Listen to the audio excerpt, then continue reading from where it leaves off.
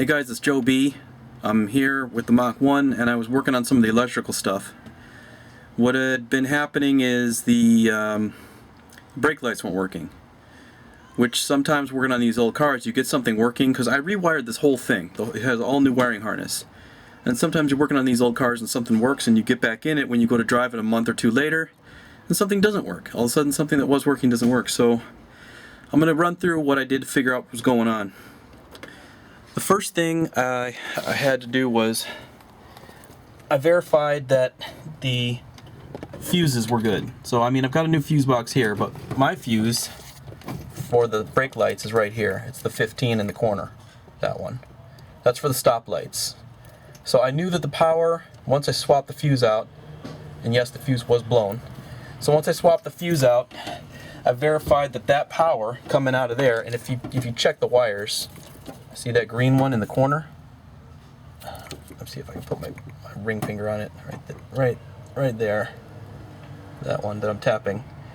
That's the power line for the brakes. Okay? Now on this car, the turn signals and the brakes are the same. Let's explain how that works. Follow it down. So the next part I went to was I was working my way through, you can see it through here. I was working my way through to these two green lines in here. Okay, see these two green lines? That's where it comes from the fuse box.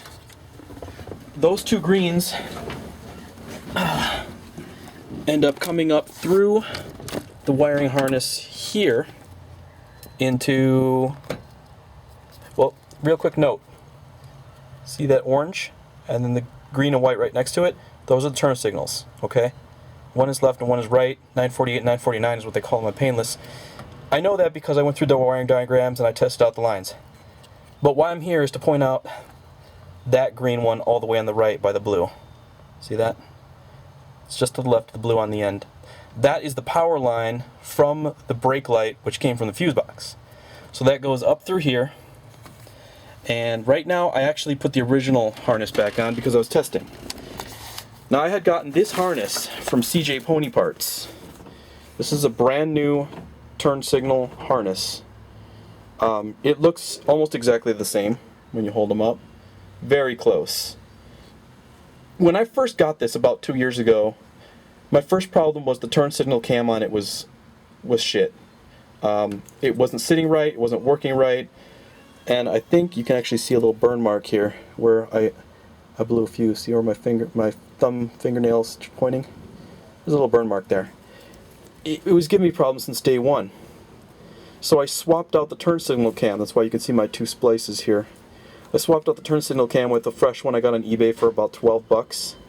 And it worked great for about a year. I mean, I'm not driving this thing a lot, but for that period of time, it worked great. So to continue with what I was talking about, let me get like a screwdriver to point with. The power from the brakes comes up through that green line and it ends up here. This one. And I knew that because I was using my multimeter right here, and I had the hotline on this. Let's see. So I was putting the hotline. Actually, I can do this as an example with it in place. Okay.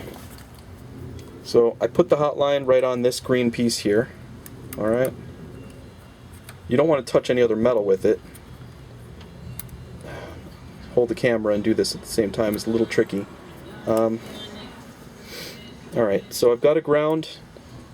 I know this to be a working ground, so I'm going to stick the ground in there and hope I can get it to stay.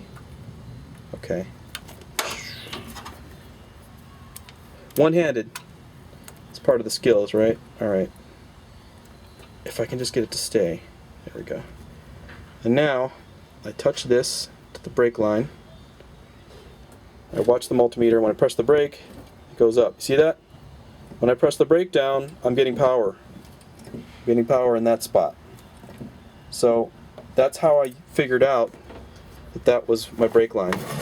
So what was happening, and I'm just going to use this to point, is the power from my brake was coming up through here, and through this hazard light housing, it was splitting out to here and here, which were the right and left turn signals, which were running down and around through to power here and here, regardless of what the turn signals were doing. well, I wasn't getting the power here on my other one. So it took me about 2 hours to really come to this decision, but I decided to junk the brand new 2-year-old barely driven on CJ Pony Parts turn signal. I took the new cam from eBay and put it back on the original turn signal harness, and I put the whole thing back in, and now my brake lights are good. So what was going on, and I have yet to rip it open, I probably won't because I don't care, is this turn signal housing, somewhere in here there's a short. Okay, I was able to look inside here, I didn't see anything. It could be under this with the 2 dots. They get jealous, they drive by with their music sometimes. It could be under here with the 2 dots, I don't know. But the whole point is, that's how you figure it out. You use your wiring diagrams, you use your wire colors. If they're numbered, you use your wire numbers, and you use your digital multimeter to ferret out these wiring problems. Next on my docket, I got to figure out why my temperature sensor doesn't work, but that's for another day. Anyway, this is Joe B with the Mach 1, and we got working brake lights again. I'll talk to you later. Bye.